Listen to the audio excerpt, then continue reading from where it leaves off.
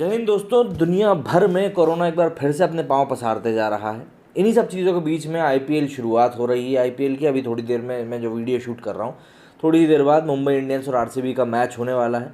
भाई कल से मैं भी इसके बारे में वीडियोस डालूंगा। आपको जो भी कोई जानकारी चाहिए, कई लोग हैं जिनने मुझसे पूछा भैया ड्रीम 11 पे अगर आपको ड्रीम 11 के ऊपर या माई 11 सर्कल के ऊपर आपको टीम बनाने के बारे में कुछ जानकारी हो तो प्लीज़ शेयर करें। तो मैं बिल्कुल कल से वो वीडियोज़ अपने शेयर करूँगा इसके ऊपर। लेकिन जो इस समय हमारे देश की सबसे बड़ी समस्या है वो कोरोना बन चुकी है। चुनाव उनाव को छोड़ दीजिए, जैसे कि ये एमपी में लॉकडाउन लगा तो एमपी में लगभग पूरे एमपी में लॉकडाउन लग गया है, लेकिन सिर्फ एक जगह पे लॉकडाउन लगा है, वो है दमोह, और वहाँ पे होने उपचुनाव। तो जैसा कि हमारे पुराणों में कहा गया है कि भैया कोरोना जो है वो चुनाव से खासा डरता है, इसलिए मुझे तो ऐसा लगता है कि पूरे देश में चुनाव करा देने चाहिए, जिससे कि कोरोना अपना जो है वो डर के भाग जाए। भाई जनहित में भी रहेगा और चुनाव के चुनाव होते रहेंगे, है ना। चुनाव की ज़रूरत भी है कि कई लोग हैं जो सरकारों से खुश नहीं है। बहरहाल इन सभी चीज़ों के बीच में एक जो सबसे भयानक तस्वीर जो लगातार सामने आ रही है वो हमारे महाराष्ट्र से सामने आ रही है। अब महाराष्ट्र में क्या चीज़ सही हो रही है, क्या चीज़ गलत हो रही है, इसका आकलन लगाना थोड़ा सा मुश्किल है, क्योंकि बाहर की जो सरकारें हैं उनका कहना कुछ और है और वहाँ की जो सरकार है उसका कहना कुछ और है। जो मेडिकल के वर्कर्स हैं उनका कहना कुछ और है और जो आम जनता है उसका कहना ही कुछ और है। जैसे कि कल कुछ तस्वीरें सामने आई जिसमें कि लोकमान्य तिलक टर्मिनस जो कि एलटीटी में है, एलटीटी है जो कि मुंबई का एक स्टेशन है, वहाँ से गोरखपुर यूपी के लिए जो ट्रेन गई है उसमें प्रवासी मजदूर ठूस ठूस के भर के गए। मतलब कि सभी को मन में कहीं ना कहीं आशंका लगी हुई है कि भैया लॉकडाउन लग सकता है, और एमपी में तो भाई लग ही गया है लगभग लॉकडाउन। तो इन्हीं सब चीज़ों के बीच में जो महाराष्ट्र से जो चीज़ सामने निकल कर आई है वो बहुत ही ज़्यादा खतरनाक है, भयानक है। मतलब लापरवाही की इंतहा कह लीजिए बस, अब तो मैं यही कहूँगा। अब महाराष्ट्र की उद्धव ठाकरे सरकार ने केंद्र से कोरोना वैक्सीन की खेप की मांग की है और इन सबके बीच पर उस पर वैक्सीन की बर्बादी के भी आरोप लगे। राज्यों के मुख्यमंत्रियों के साथ प्रधानमंत्री नरेंद्र मोदी की जो बैठक हुई थी उसमें उद्धव ठाकरे फ़ोन चलाते हुए दिखाई दे रहे थे, अरविंद केजरीवाल अंगड़ाई लेते हुए दिखाई दे रहे थे। तो भैया अपने अपने तरीके से सब लोग मस्ती मार रहे थे। महाविकास आघाड़ी मतलब एमवीए गठबंधन के सूत्रधार एनसीपी सुप्रीमो शरद पवार कह चुके हैं कि केंद्र सरकार की तरफ से कोई दिक्कत नहीं है और पूर्ण सहयोग मिल रहा है। मतलब ये चीज़ तो क्लियर है कि भैया स्टेट और सेंट्रल के बीच में किसी भी तरह की तन्नाफन्नी नहीं है। सबसे पहले आंकड़ों की जुबानी राज्य के मौजूदा हालात की बात करते हैं। महाराष्ट्र में फिलहाल कोरोना के 5,21,317 सक्रिय मरीज हैं, मतलब एक्टिव मरीज हैं, जो देश के कुल कोरोना संक्रमितों का 53.32% है। पिछले एक दिन में राज्य में करीब 56,000 नए केस सामने आए हैं।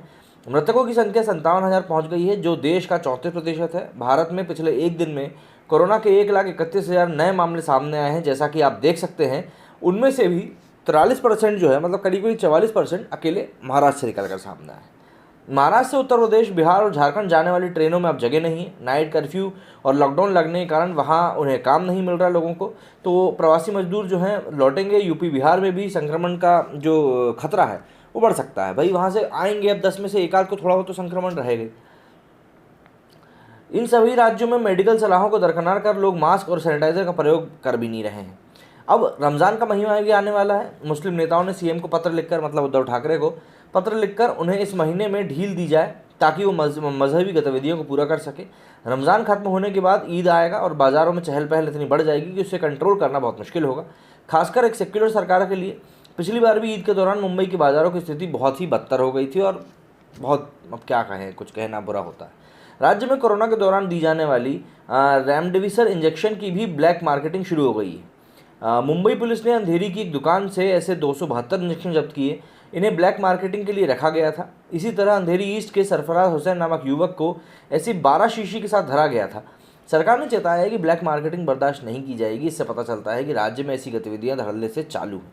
एक समय था जब विपक्षी पार्टियां वैक्सीन को लेकर अफवाह फैला रही थी, तरह तरह के ऐसे बयान सामने आ रहे थे जिससे जनता के मन में भी शंका पैदा हो रही थी। दुनिया के 70 से अधिक देशों ने भारत की वैक्सीन लगवाई और अब जब देश में टीकाकरण की रफ्तार तेज करने के लिए सारे प्रयास किए जा रहे हैं, तभी नेता कह रहे हैं कि देश के लोगों को वैक्सीन में प्राथमिकता नहीं दी गई। जिन राज्यों में इन दलों की सरकारें हैं वहाँ स्थिति और भी ज़्यादा बदतर बताई जा रही है। राजधानी मुंबई में 51 वैक्सीनेशन सेंटर बंद कर दिए गए हैं। उनका कहना है कि वैक्सीन उपलब्ध ही नहीं है। राज्य के स्वास्थ्य मंत्री राजेश टोपे का कहना है कि उनके राज्य को हर सप्ताह 40 लाख वैक्सीन की डोज चाहिए। पुणे में भी 100 वैक्सीन सेंटरों को बंद कर दिया गया है। उनका कहना है कि 7 लाख से बढ़ाकर राज्य को 17 लाख डोज दी जा रही है, लेकिन ये पर्याप्त नहीं है और आधी जनसंख्या वाले गुजरात को कहीं अधिक डोज मिल रहे हैं। मतलब वही राजनीतिक लेपापोती जो चलती है वो चीज़ सामने आ रही है। केंद्रीय स्वास्थ्य मंत्री डॉक्टर हर्षवर्धन ने कहा है कि राज्य की सरकार कोरोना के कुप्रबंधन को छिपाने के लिए भटका रही है। महाराष्ट्र सरकार के नेता अमेरिका की तर्ज पर 18 वर्ष से ऊपर के सभी लोगों को वैक्सीन लेने की अनुमति देने को कह रही है।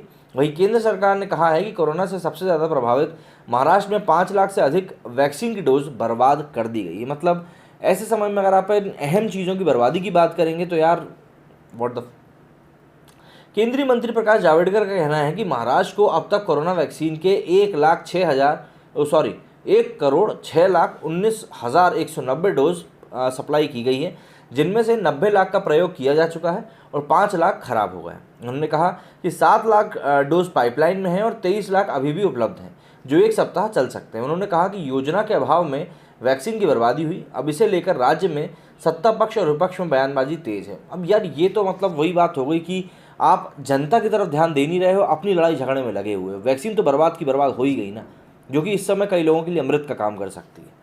अब तक जिन राज्यों को सबसे ज़्यादा वैक्सीन दी गई है उनमें महाराष्ट्र नंबर 1 पर है, दूसरे नंबर पर गुजरात है जिसे 1 करोड़ के करीब कुछ वैक्सीन दी गई है, जबकि तीसरे नंबर पर राजस्थान को कोरोना वैक्सीन दी गई है, मतलब 1 करोड़ 4 लाख के करीब।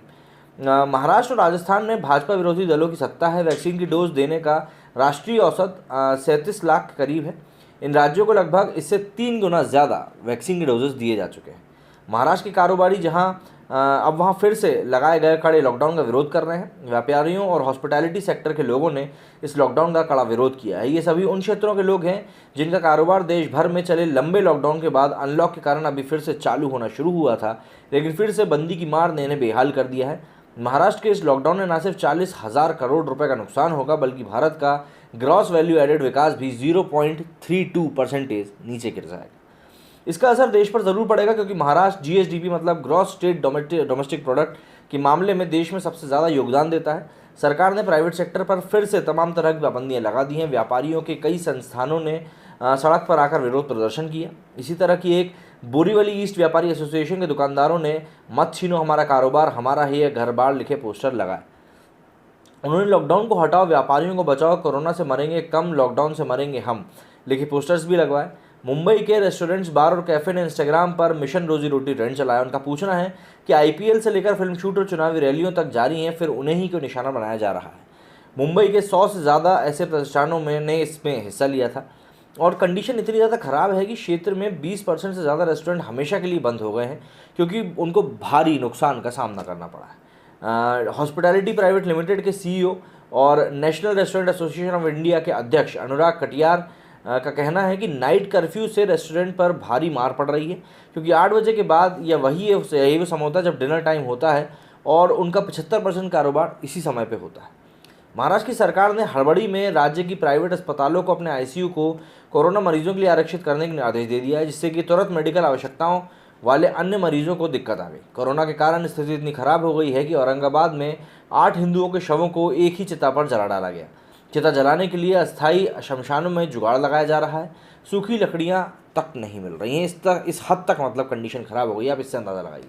अस्पतालों को 80% बेड्स कोरोना मरीजों के लिए ही खाली रखने को कहा गया है। कोविड सेंटर में शराब गांजा की पार्टी का वीडियो वायरल होने से भी किरकिरी हो रही है।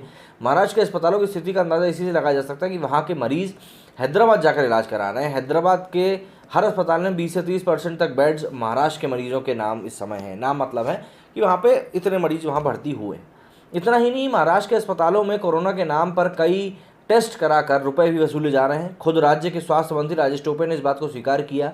उन्हें अस्पतालों को चेतावनी देनी पड़ी कि एक कोरोना मरीज का बिल 50,000 से 1 लाख रुपये या उससे भी ज़्यादा बना दिया जा रहा है, और जो कोरोना का जो इंजेक्शन होता है उसके भी दाम ज़रूरत से ज़्यादा वसूले जा रहे हैं।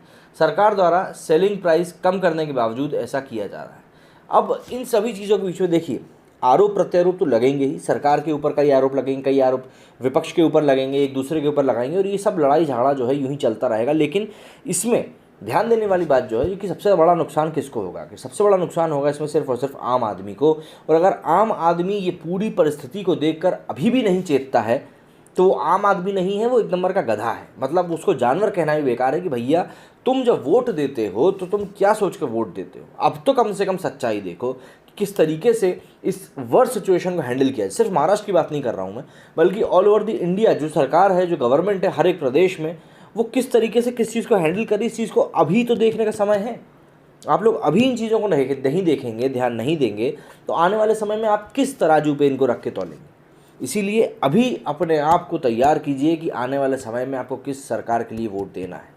उम्मीद करता हूँ मेरी बात आप तक पहुँच गई होगी। मेरे इस वीडियो में फिलहाल इतना ही। जय हिंद, जय भारत।